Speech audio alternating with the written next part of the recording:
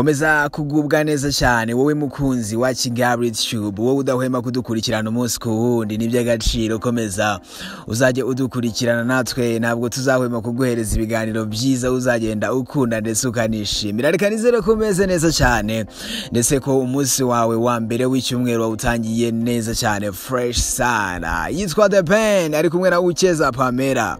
Iyi ni couple nziza cyane ndetse buri munsi baba bafite ibintu byinshi byo kubavugaho. Ni couple ihora mu bitangazamakuru bigiye bitandukanye.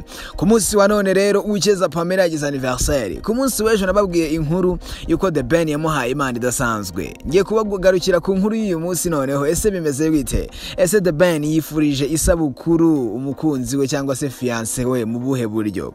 Niyo nkuru tugiye kugaruka, ariko mbere yo kugaruka kuri iyo nkuru reka mbaze ngubwire ya company yagufasha kohereza ibintu hanze y'igihugu cy'u Rwanda cyangwa se kubitumiza hanze y'igihugu cy'u Rwanda bikakugeraho mu minsi mike kandi ku mafaranga make cyane. Bafite discount idasanzwe. Iyo company nayindi yitwa Frame Shipping Limited. Uramutse ushaka kubahamagara cyangwa se kubandikira, wabandikira kuri 0788 678 ubundi bakaguhereza service nziza cyane, ibintu byose bigakomeza kugenda neza cyane. Fresh sana, ibintu ni show sana papa. Sasa uyu munsi gahunda ukuntu zimeze, yesterday nababwiye inkuru yuko The Ben yafashe umwanya we agatungura Pamela byahatari. Yohereje Pamela indabyo zidekoye neza byahatari, zisa neza byahatari. Hanyuma muri izo ndabyo ashyiramo iPhone 13 Pro Max. Iyi telefone ni brand new iPhone. Niyo telefone ya iPhone iruka kujya hanze. Ifite agaciro kadasanzwe kubera ko uyibariye mu mafaranga y'u Rwanda ubundi igura miliyoni imwe n'igice y'amafaranga y'u Rwanda. Urumva ko ni amafaranga menshi cyane. Gusa ino kapo ntabwo ari ikintu basabiriza, bafite amafaranga ya fresh sana. Uwikeza Pamela afite imyaka itari yaba myinshi byatari. Baze ko Uwikeza Pamela yavutse ku itariki ya 31 ukwezi kwa mbere mu mwaka wa 2000. Ubu ngubu yujuje imyaka 22 wallahi. Ariko uyu mukobwa ari kuryoherwa n'urukundo hamwe na The Ben. The Ben yavutse ku itariki 9 ukwezi kwa mbere, ariko mu mwaka wa 1988 ubwo The Ben yarageze ku isi. Urumva ko The Ben ku itariki 9 z'ukwezi kwa mbere yuzuzaga imyaka 34, mu gihe Pamela ku itariki 31 z'ukwezi kwa mbere ari kuzuza imyaka 22. You understand? Ariko iyi ni kapo ya fresh sana. Ubona ko ni kapo nziza cyane kabisa, ubona ko ibintu byose aba ari fresh sana. Sasa nyuma yo kukubwira ibyabaye ku munsi w'ejo, uyu munsi ukuntu gahunda zimeze, urumva nyine umwe mu bantu bagombaga kwifuriza isabukuru Uwikeza Pamela akaza no mu bantu b'imbere cyane, ubundi yitwa The Ben. The Ben cyangwa se Mugisha Benjamin agomba kuba ari mu bantu bagomba kwifuriza isabukuru umukobwa we cyangwa se fiancé we, akaba yitwa Uwikeza Pamela. Uyu nguyu yagiye muri Miss Rwanda mu mwaka wa 2019, nibwo abantu benshi bamumenye ndetse n'umwe mu ba Miss bakundwaga n'igitsina gabo byatari icyo gihe ajya muri Miss Rwanda, ndetse yaje no kumenyekana cyane. Ariko ubu ngubu amaze iyo myaka yose, hafi iyo myaka yose ari mu rukundo na The Ben, kubera ko bakubwira ko ubundi iyi kapo yatangiye kubaho mu mwaka wa 2019 ariko biri low-key cyangwa se bitari byajya ku karubanda. Hanyuma mu mwaka wa 2020 batangira kugenda bashyira hanze utuntu dukeya, ukabona bari kumwe mu mafoto. The Ben yamwitaga mushiki we, ibintu nk'ibyo. Ariko mu mwaka wa 2020 dutangira kugenda dukonfirmamo gakeya, ariko 2021 wabaye umwaka udasanzwe hagati y'ino kapo, kubera ko ni nabwo The Ben yabajije Pamela ngo will you marry me, cyangwa se wakwemera kumbera umugore w'ibihe bizaza byose cyangwa se wahazaza. Hanyuma Pamela aravuga ngo yes. Aho ngaho hari 2021 mu kwezi kwa 11 ngira ngo niba nibeshye, ni hafi aho ngaho nibwo Uwikeza Pamela yavuze ngo wallahi uyu musore nanjye nemeye kumubera umugore w'ibihe bizaze wana.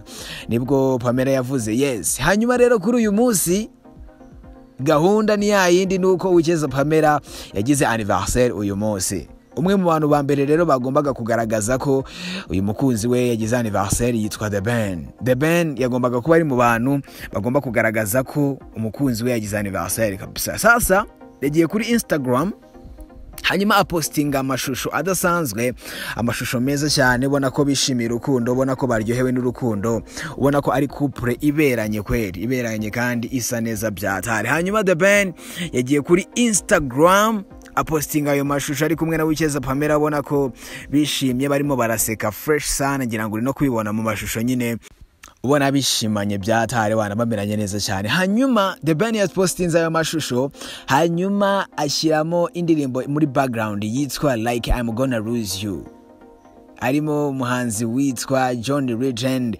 Ni indirimbo nziza cyane irimo amagambo meza cyane y'urukundo, ngira ngo ayo mashusho muri kuyabona n'amashusho ya fresh sana bari kumwe. Hanyuma The Ben nyuma yo gupostinga iyo video agashyiramo niyo ndirimbo muri background, yahise ajya hasi muri caption arandika ngo, urumva ukuntu yanditse umusaza witwa The Ben yagiye muri caption ahantu bandikira nyine munsi y'iyo video kuri Instagram, arandika ngo I love you more than I could ever say it in words, happy birthday queen. Ashyiraho imitima ibiri cyangwa se utu emojis tw'imitima, hanyuma itataginga Uwicyeza Pamela. Wallahi papa, iyi couple wana nibaho byatari, iyi couple ni ya danger kweli. Imwe muri couple wana ubu babona ko baberanye byahatare wana, ubona basa neza cyane iyo bari kumwe. Uyu munsi rero ku itariki 31 ukwezi kwa mbere 2022 nibwo Uwicyeza Pamela yujuje imyaka 22 ageze ku isi. Uyu munsi nibwo yavutse, ariko umunsi nk'uyu nguyu ku itariki ya 31 nyine z'ukwezi kwa mbere. Urumva ko bose yaba The Ben yaba na Pamela bose bagira isabukuru mu kwezi kumwe kwa mbere, kubera ko The Ben agira ku itariki 9. Ni couple bimeranye neza cyane kabisa, ubona ko ibintu byose bimeze neza cyane. Ngira ngo mwara nabibonye bari kuririmba indirimbo yitwa Why, bigeze gushyira hanze aka video bameranye neza cyane bari kuririmba indirimbo yitwa Why, ndetse na Pamela ari kugerageza kuririmba, The Ben nawe ari kugerageza kumufasha, ubona ko ari ibintu biryoshye byatari. Tugarutse no ku ndirimbo yitwa Why, indirimbo yitwa Why, The Ben iri kugenda imukorera ibintu byatari cyane. Mu minsi yashize nibwo nababwiraga ko indirimbo yitwa Why iri kugenda ikinira The Ben byatari, kubera ko muri Tanzania indirimbo yitwa Why iri kugenda ikora ibintu bya danger papa, iri kugenda ikora ibintu byatari ku buryo uri kubona ko The Ben ari kugenda afungura imiryango igiye itandukanye, ukabona ko The Ben ari kugenda atera imbere buri munsi, ukabona ko The Ben ari kugenda azamura urwego rwa Rwanda Music Industry, urumva akugenda afungurira amarembo abandi bahanzi bari muri Rwanda Music Industry nyine bari mu muziki nyarwanda, ukabona ko ari ibintu byatari sana. Iyi ndirimbo impamvu iri kukubwira gutya, indirimbo ni indirimbo ziyoboye cyane mu gihugu cya Tanzania, ndetse The Ben ari mu bahanzi 10 bari kuvugwa cyane mu gihugu cya Tanzania. By'umwihariko noneho bikaba karusho ko niwe muhanzi wa mbere w'umunyarwanda wavuzwe cyane mu gihugu cya Tanzania kubera indirimbo yitwa Why, ndetse indirimbo iri kugenda iperforminga kurusha indirimbo Diamond Platnumz yari yarashyize hanze kuri YouTube channel ye. Impamvu nkubwira ibi ngibi ni iyihe? Hari indirimbo ya Diamond Platnumz yaherukagaho mbere yuko iyi ngiyi yitwa Why ijya hanze, yitwa Unachezaje. Niyo ndirimbo Diamond Platnumz yaherukaga gushyira kuri YouTube channel ye. Hanyuma iyo ndirimbo urumva imaze kurebwa inshuro zirenga iyo ngiyo Unachezaje 50,000, imaze kuyirushaho 50,000 ku rubuga rwa YouTube, kandi Unachezaje imaze iminsi 37, naho yitwa Why imaze iminsi 28 gusa, imaze kurebwa n'abantu barenga 4,000,000 papa. 4,000,000 wangu. Miliyoni enye ni ibintu byatari kurebwa inshuro zirenga 4,000,000 kuri YouTube ukwezi kutaruzura biba ari ibintu byatari cyane. Ndetse ino ndirimbo iri kugenda ikorera ibintu byatari The Ben, ukabona ko ari kugenda amenyekana cyane. The Ben no hafi gushyira hanze album ye mu minsi iri imbere cyane, ari hafi gushyira hanze album ye izaba iriho indirimbo yakunze cyane, ndetse ninayo yagaragaje ko ari iyo ndirimbo akunda cyane kuri no album. Iyo ndirimbo izaba yitwa Mona Lisa ewandi izaba ari indirimbo iri kuri album, ndetse ishobora kuzaba ari album iriho n'umuhanzi witwa Tiwa Savage, umwe mu bahanzikazi bamenyekanye cyane kutoka kuva muri Nigeria.